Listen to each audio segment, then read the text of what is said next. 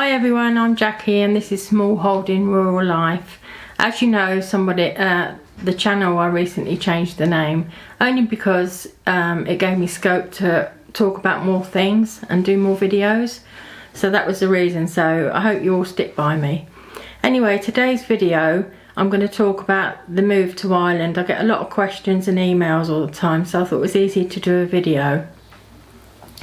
So in 2014 we decided we wanted to move to Ireland. Previously Helen had worked there and said, Jack, you'd love it, it's beautiful, it's so green and peaceful and lovely. So that set our minds into wanting to do it. So we started off by researching the areas and boiled down to we liked County Mayo. So we started looking, and there's a couple of websites. There's daft.ie and Cathal O'Brien. So I'll link those in the description so you can have a look if you're interested. So off went the search and we came across this property that we're in now. Bearing in mind it hadn't been lived in for years and years. There was pictures, but we thought we'd better get a survey done. So we got the survey done and it came back that obviously there was a chimney fire, and you could see that in the pictures, you know, black tar all down the front room and into the kitchen and stuff like that. And also that there weren't enough downpipes.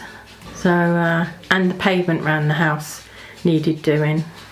Sorry if you can hear the dogs in the background, I can't do much about that. But anyway, so they were the main things, so it wasn't a lot. So we decided we wanted to buy it. And all in all, it took about 6 weeks for the sale to go through, so it was really quick. And when you buy a house, you do get a PPS number, which is like a national insurance number in the UK, and you do need that if you live in the country. So it was all go then. We had to sort of think about packing at the other end and things like that. But we decided actually that we needed to do a few things here before we actually moved. So what we did, we started the work. I mean, it needed new windows. When you actually did get in the property and look at that house fire, it was horrendous, but we got builders to do that. So we needed new windows, it needed rewiring, decorating, the whole works really. So I would allow for that in your cost if you were looking at an older type of cottage. Yeah, and then we had to look into a lorry. I think it was we based it on a 4-bedroom house because we did have a lot of stuff, and we also had a studio. So rather than sort it out that end, we sorted it out this end really. So that wasn't too bad. Yeah. But we were lucky because what we did before we actually did the move, so we bought the house in 2014. We didn't actually move over until 2016. So we used to come over in between, and we used to bring stuff in a horse trailer. If we were coming over for a week, we'd bring the trailer. I used to hate driving that with that on though, especially on the ferry and everything. But anyway, that was useful. We used to do that, and we set it up here so that when we did come over, it was like a bit comfortable. Like we'd get a washing machine, a sort of like what do you call it, one of those little cookers that go on the top, induction hob. Just made it basic so that it was all right when we used to come over. And so in that time in between, we used to sort of try and get a builder in to do the chimney. We needed the new chimney, that chimney repair. We also needed a stove, so we got a stove put in the front room, a big stove that would run the hot water and heating, and it would pump it round to the radiators in the house. But But there's 2 sources of heat, and we've also got a big oil tank out the back. So if you run out of coal or anything like that, you can use oil, which you get delivered locally.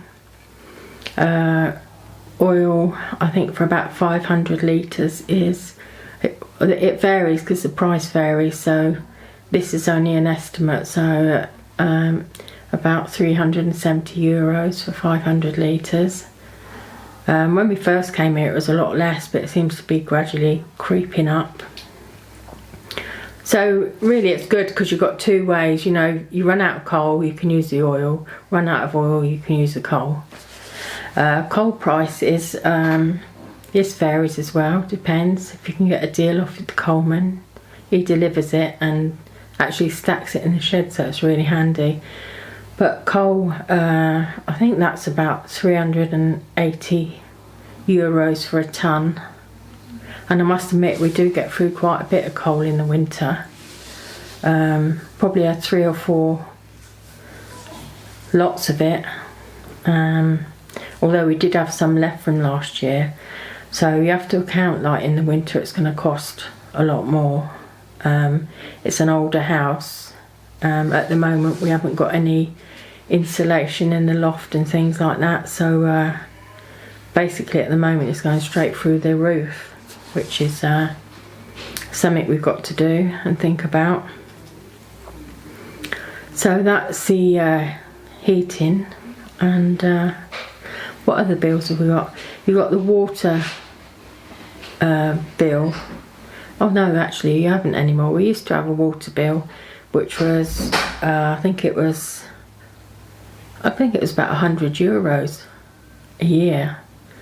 But now they've changed it so that if you you get a certain amount that you can use and you don't pay, and that we'll probably be alright because there's only 2 of us.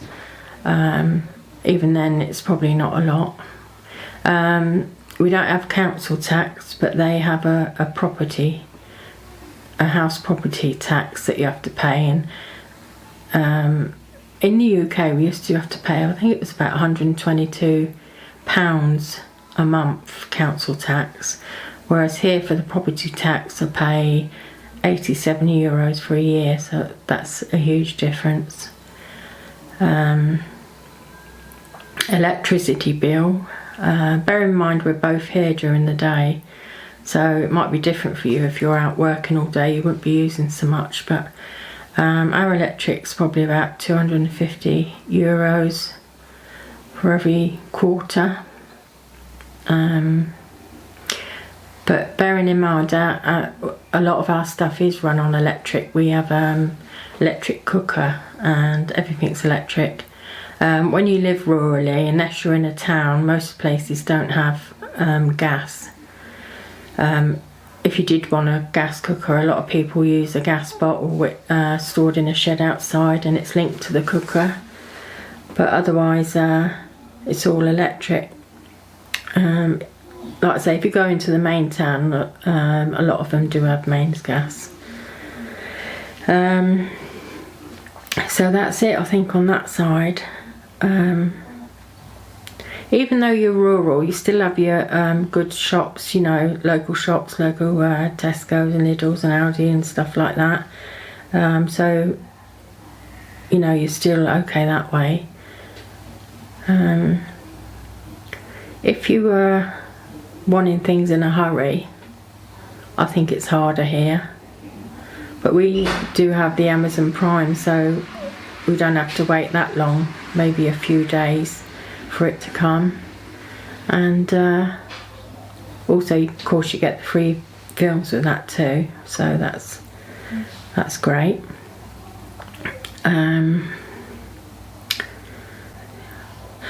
The other thing is waste, you know, household waste. That's not free, you have to pay for that.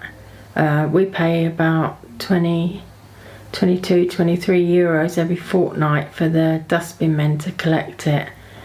And if you didn't have a dustman, you'd have to take it to a rubbish site yourself. And what they do is they have a ramp, like a rampy thing that you drive your car on. They weigh the car and you go and get rid of your rubbish and then drive back on the ramp on the way out, and then they work out the difference in weight, and you'd have to pay, you know. That is quite hard. We used to find that hard when we used to come over just for a week or something, what to do with the rubbish. And yeah, it's quite a thing really. It's quite we used to tie it in a little tiny bag and then just put it in when we were at Tesco's or something like that. We didn't have a lot of rubbish, but it is one of the things, you know, to consider. What else?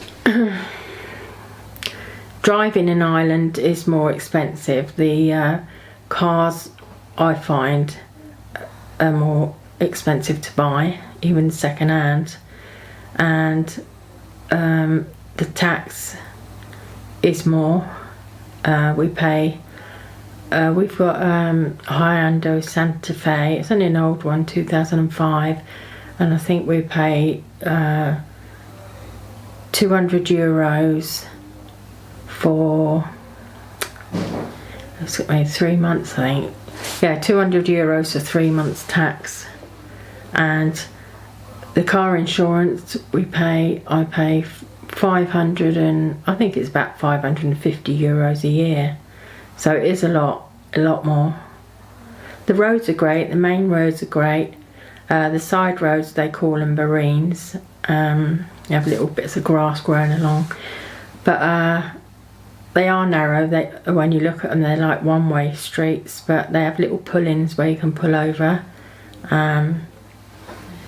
So driving, but it's quite pleasant. It's always lovely, a lovely drive wherever you go. It's so picturesque. So yeah, it's lovely.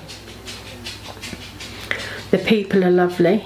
You'll be driving along the road and someone will go, you don't know them, but they just acknowledge you, you know, and you acknowledge them back. When I first moved here, I thought that's quite strange because it's not like that in England, but such lovely people really are. I mean, obviously, maybe there's some that are not, and but generally, really nice people. If you're going to decide to live in Ireland, you know, it depends what sort of person you are, really. You know, if you love the bustle and the social life and all that, it's better probably to live in a town. But here, I mean, here's a dog now. Here it's very quiet, and all you see is a tractor, or maybe somebody might walk past with a dog or something like that. You hear the cows mooing, the animals, the birds, there's nothing, you know. But I'm happy with that because I've lived in London in different towns and had a bustly life, and I'm ready now for a quiet life, so it suits me really. Another thing to watch out for if you do buy a property is the internet. Make sure you can get internet there. They're rolling out the fast speed internet now, so it'll be a lot better for not just people but for companies and stuff like that. Yeah, so it'll be that's great. I mean, I can imagine years ago if you were going to move over and, you know, all this technology wasn't here, it probably would be quite isolating, but nowadays it's not, because you got everything. I think if I was in the UK and I was living in a house probably rural like this, I'd probably feel frightened, I don't know. But over here I don't, because everybody lives like it. It's all the same, you know. We recently bought these little cameras that go outside. You probably heard of them, they're blinky cameras, and so we've been using them. But you know, you don't get much crime or anything, not anywhere where we are. We haven't had any, but obviously it does go on.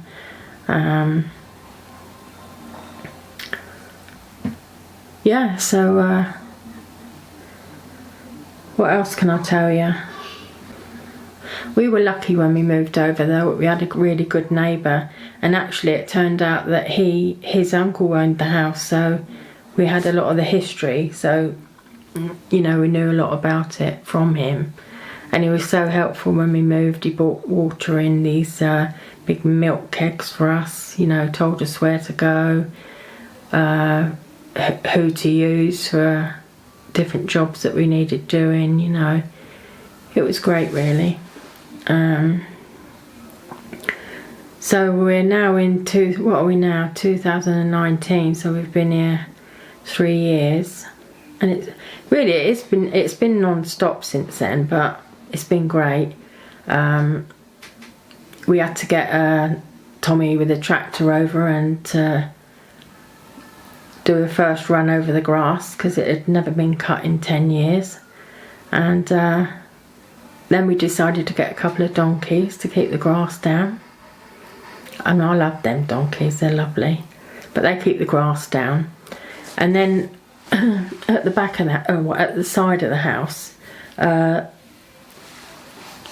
a lot of sun, so I thought, right, that's the place where I want to grow some vegetables.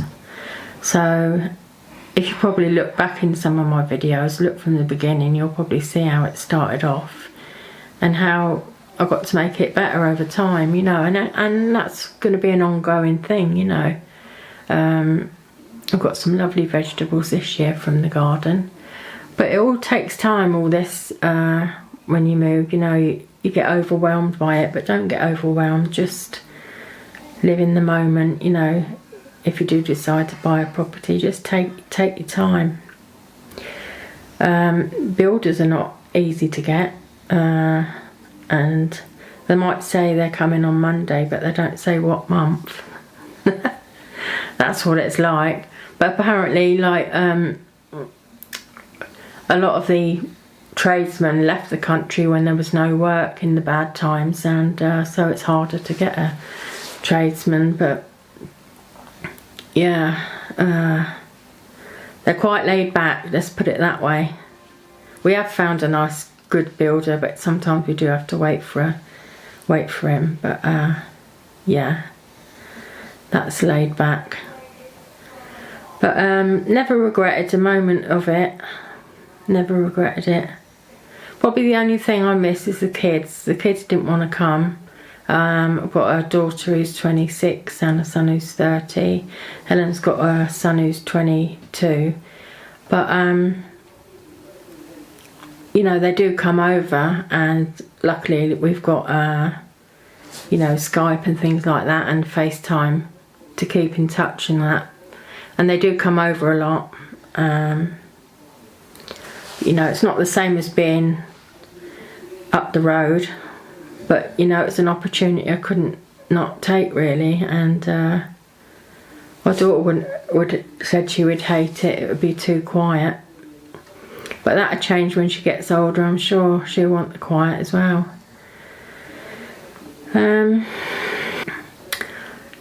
What else? The cost of living is definitely more, I think. I think food is dearer, and of course the VAT is more.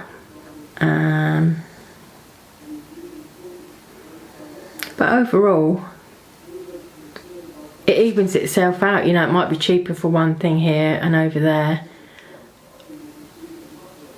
is dearer, but the bills are less, so it kind of like evens it all out, really. It evens it out.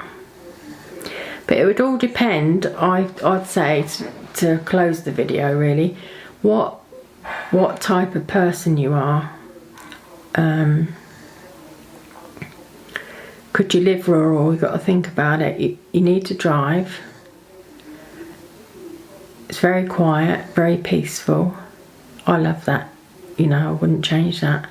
But some people, it might be too quiet, and you might want to go into a local town for a bit more noise. Actually, saying that, there's only about 9 houses along this road. There's one pub in the village. The village is not very big, but recently they're going to open another pub, and it's going to have Irish music, so that would be fantastic. And I've never been one for going out a lot. I'm quite a home bird, really. I like being at home. I like pottering around, and so So but what I'm saying is, think about, don't just jump in and buy something, think about all the things. Anyway folks, I hope that I was some help to some of you, and if you're thinking about moving to Ireland, you can always email me. I'll always answer any questions.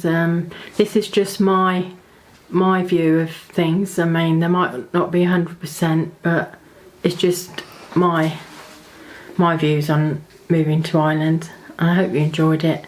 Anyway, take care for now everyone. See you soon. Bye.